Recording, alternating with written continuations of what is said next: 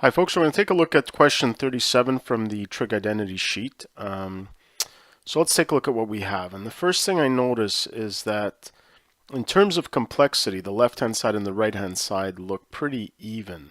So I'm guessing it doesn't matter which one we start with. So I'll just start with the left-hand side. Okay, and let's see what we can do. Now this is one of these scenarios where I'm really going to try to use the other side for a bit of inspiration here. And the one thing I notice is that I've got a cos to the fourth on the left-hand side, and eventually I'm going to need a sine to the fourth. So this is where I got to ask myself, how in the world am I going to get from there to there? Okay. Well, if I break up cos to the fourth as cos squared times cos squared, so cos squared x times cos squared x, okay, and then I think, well, how can I take this and turn it into sines? Well, I can turn this into 1 minus sine squared times 1 minus sine squared. And in that multiplication, what's going to come out? A sine to the fourth. Okay, so that's where I'm going to start. I'm going to leave the sine squared for now there. See, depending on what else comes out of this multiplication, see what I'm going to do with that. So here's sine squared x plus, and I'll just replace this by 1 minus sine squared x. Of course, that's from our Pythagorean identity that I'm just rearranging. So another 1 minus sine squared x. And this is what I meant here, is that when I multiply this out, when I actually distribute, eventually I'm going to end up with a sine to the fourth.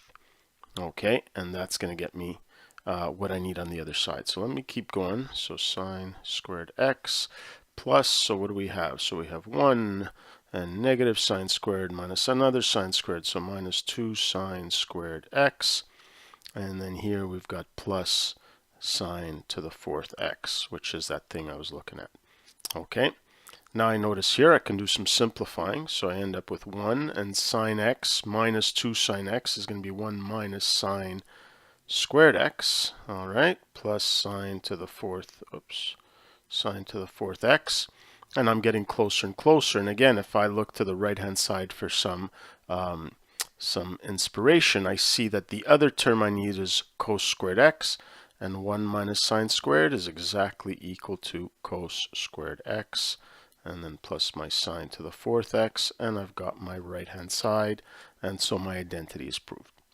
Okay, so let's recap the steps that we chose to follow here to solve this problem. So step number 1 was to notice that the two sides were actually quite similar in complexity, so I probably could have done something very similar starting with the right hand side. I chose to start with the left.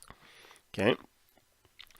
Step 2 was thinking of writing cos to the fourth as cos squared times cos squared so that we could use the Pythagorean identity. And this multiplication we could see was going to produce that sine to the fourth, which I needed. And then from there, I just saw the algebra through, brought together these like terms, and noticed that 1 minus sine squared gave me exactly the other term needed on the other side. Okay, that's it for this one.